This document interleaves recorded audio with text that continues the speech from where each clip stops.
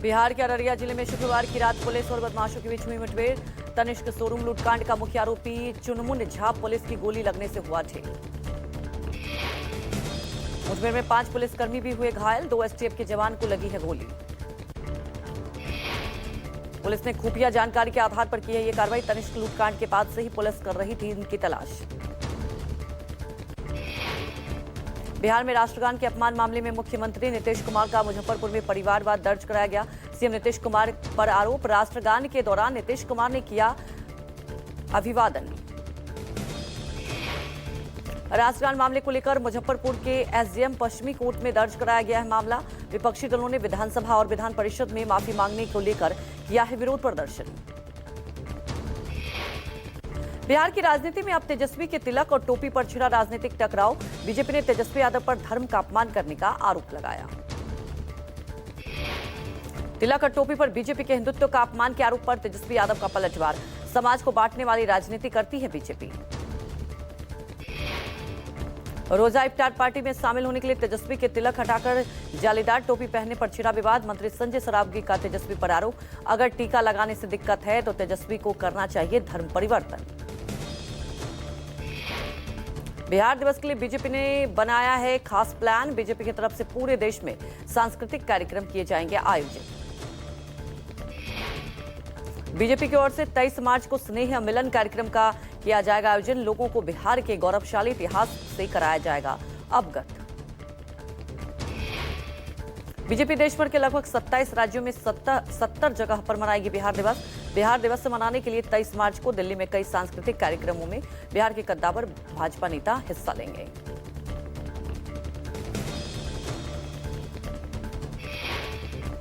बिहार की राजनीति में अब तेजस्वी के तिलक और टोपी पर भी टकराव। बीजेपी बोली धर्म का अपमान किया है। आरजेडी का बयान, सिर्फ बांटने वाली राजनीति करती है बीजेपी। पटना में राबड़ी देवी के घर के बाहर लगाया गया पोस्टर में नीतीश कुमार पर राष्ट्रगान, महिलाओं और महात्मा गांधी का अपमान करने का आरोप लगाया। राबड़ी के घर के बाहर लगे पोस्टर में की गई नीतीश सरकार की कड़ी आलोचना। पोस्टर में लिखा, नायक नहीं खलनायक हूं मैं।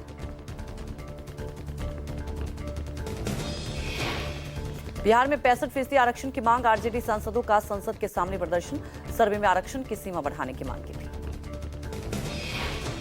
लोकसभा में यूनियन बजट पास हुआ। सरकार, वित्त मंत्री, बीजेपी, कांग्रेस ने अपने सभी सांसदों के लिए जारी किया था व्हिप। महाराष्ट्र के मुख्यमंत्री देवेंद्र फडणवीस का हिंसा के बाद नागपुर का पहला दौरा। सीएम नागपुर में हुए दंगे को लेकर पुलिस अधिकारियों से मुलाकात करेंगे।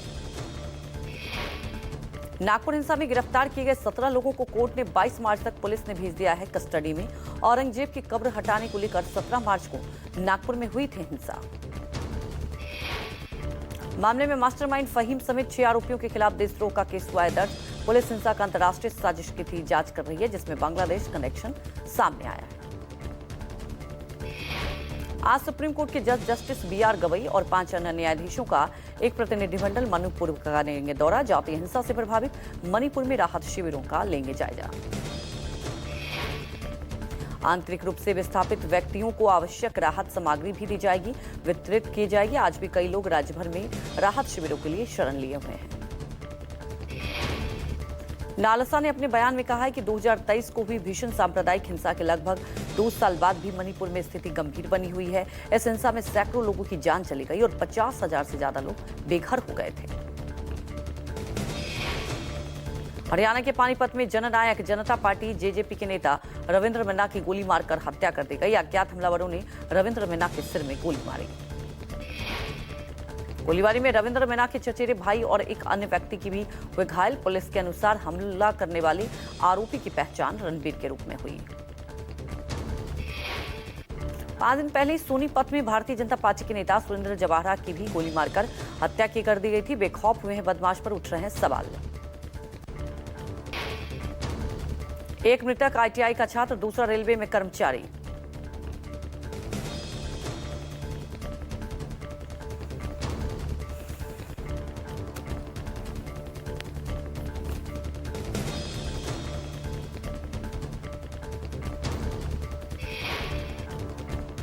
बिहार के दरभंगा में जनता से आरजेडी नेता तेजस्वी यादव ने किया संवाद। तेजस्वी ने आम लोगों से मिलकर जानी उनकी परेशानियां। हनी ट्रैप को लेकर कर्नाटक के मंत्री के.एन. राजन्ना का बड़ा दावा। कहा, कर्नाटक के वरिष्ठ मंत्री पर हनी ट्रैप के 2 प्रयास किए गए लेकिन वो सफल नहीं हुए। दिल्ली हाईकोर्ट समेत सभी जिला अदालतों में एग्जीक्यूटिव कमेटी के चुनाव के लिए हुआ मतदान। पहली बार 1 वोट के आधार पर होगी वोटिंग।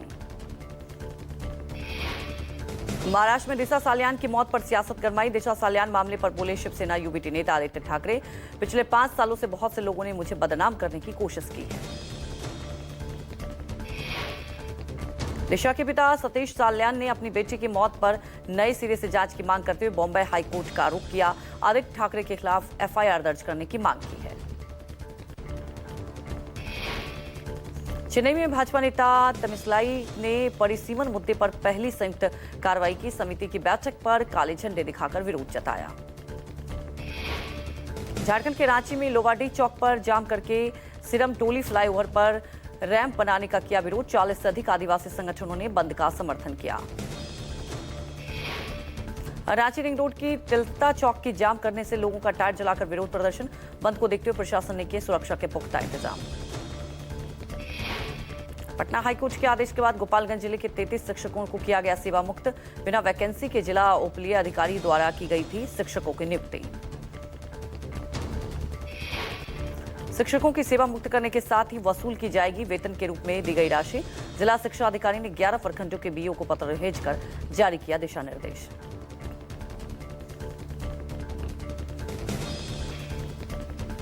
गाजियाबाद के थाना कबीरनगर क्षेत्र में 64 वर्षीय बुजुर्ग की हत्या। अर्धनग्न अवस्था में मिला शव। मौके पर पहुंचकर पुलिस ने शव को पोस्टमार्टम के लिए भेजा। हत्या का आरोप लगा है उनकी बहू पर। पुलिस के मुताबिक ससुर और बहू के बीच किसी बात को लेकर विवाद हुआ था। दिल्ली के स्वास्थ्य मंत्रालय से सेवानिवृत्त अधिकारी थे बुजुर्ग।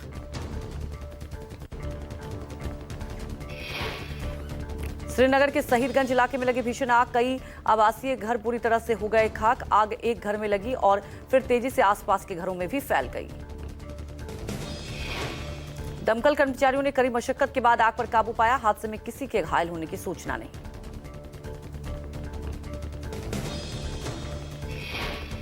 जम्मू कश्मीर के श्रीनगर में पर्यटकों ने डल झील पर शिकारा की सवारी का लिया आनंद। कश्मीर पर घूमने पहुंचे पर्यटकों ने वादियों को देखकर जाहिर की खुशी। जयपुर में राज्य सरकार ने पटवारी भर्ती मामले में दौसा के सरगना हर्षवर्धन की सेवा से किया बर्खास्त। दौसा जिलाधिकारी ने किया पटवारी को निलंबित। हर्षवर्धन को जेएन भर्ती परीक्षा 2020 में एसआईटी ने नेपाल बॉर्डर से किया था गिरफ्तार। एसआई भर्ती परीक्षा के लिए 45 समेत कुल 86 राज्य कर्मियों को किया जा चुका है बर्खास्त। यूपी के नोएडा में सेक्टर 73 के सरफाबाद गांव में अवैध निर्माण पर चला बुलडोजर। नोएडा प्रशासन के कई बार नोटिस के बावजूद लोगों ने नहीं हटाई थी अपनी दुकानें। प्रशासन के साथ बुलडोजर लेकर पहुंची पुलिस ने अवैध निर्माण को तोड़ा। जानकारी के मुताबिक नोएडा अथॉरिटी की जमीन पर बांग्लादेशी लोगों ने लगा रखी थी अवैध दुकानें, जिससे हटाने के लिए लोग कई बार नोटिस दिया। बार बार नोटिस की अनदेखी के कारण नोएडा प्रशासन ने बुलडोजर चलाया।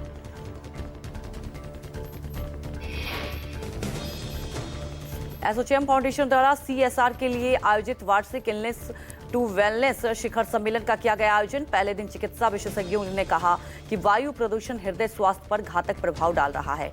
वायु प्रदूषण काफी खतरनाक है और हृदय संबंधी बीमारियों के जरिए लोगों की जान ले रहा है।